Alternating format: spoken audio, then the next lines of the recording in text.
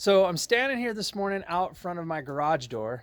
Not really what I was planning on doing this morning, but got up this morning. My spring was broken in my garage door and needed to have a garage door repair. And so, anyhow, I called Vaughn with Cave Creek Garage Door Repair, and he came out within 30 minutes, 45 minutes, was out here to fix my garage door. And so he has some great tips and some things to talk about in garage doors. And I get this question asked a lot about garage doors and what do we do to maintenance them and who do I get to repair it. So I thought I'd just do a little video and share it with you guys. Hi, my name is Otley Smith with Platinum Living Realty. I'm a real estate agent here in Scottsdale, Arizona, and this is where I live, work, and play. And I'm excited to show you what makes my city so special. All right, so I got Vaughn standing here. We're inside my garage door. Hi, Vaughn. Hey, how are you? So, Vaughn, tell me a little bit about all the pieces and parts that we just replaced on my garage door and why we did it.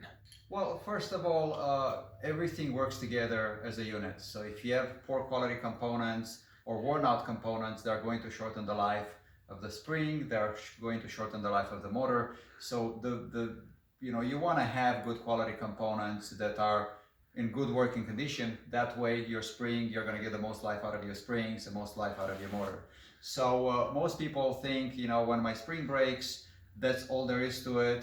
Unfortunately, that's not the case. The life of the springs tremendously depend on how easily the door can be moved up and down. If there's a lot of friction, a lot of grinding, then obviously the springs have to work overtime.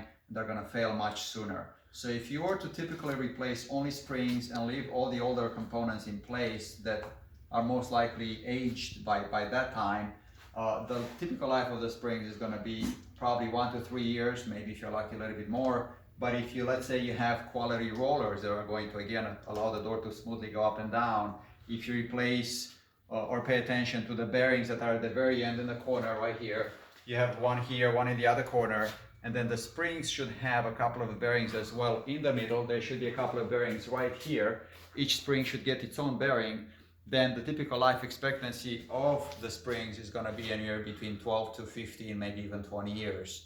So much longer lifespan if you have quality components. And so when we talk about quality components, most time builders will install cheap stuff that will get you past the warranty time, and after that they really don't care what happens. So they are going to typically install these plastic rollers. This is made out of plastic, this is a metal rod, and they initially are like this, obviously brand new. This is what they turn into. You can tell because they become noisier with time. The hole inside gets a little bit bigger, they become wobbly, they get to the point where they even break, or maybe the little rod will break through and kind of punch you through the roller, and when that happens your door will come off track. So having something that's much better quality, like this particular roller here, has 11 ball bearings inside. It's like a roller blade.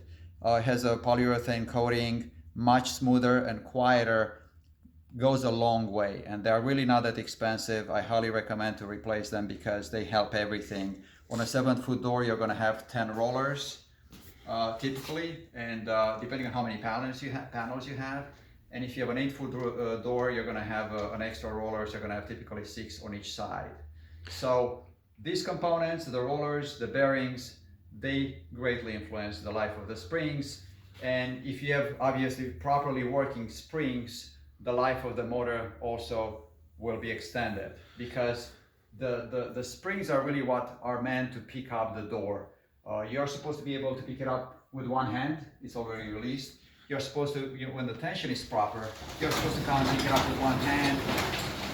That's it. It's not heavy, and you can imagine the motor doesn't have to work as hard either. So having proper tension on the springs will extend the life of the motor as well.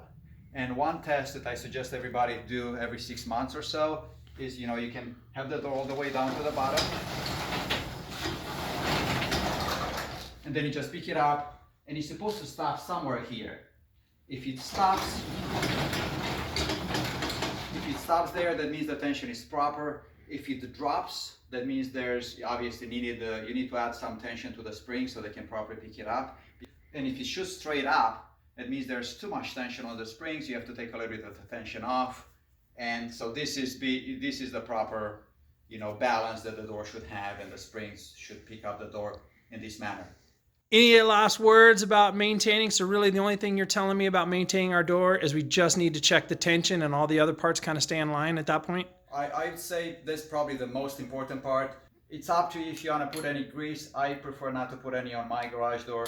Whenever, these rollers typically last on a fairly used garage door between 5 to 8 years. After that, obviously you want to look at them and see how they perform, but that's it. Okay, well, awesome. So what I'm hearing out of Vaughn is check your tension on your garage door. If the tension on your garage door is not correct, just call Vaughn. So, hey, we appreciate you. I got his contact information below. And thanks, Vaughn. I appreciate it, man. Thanks for being so prompt. Thank you. No problem.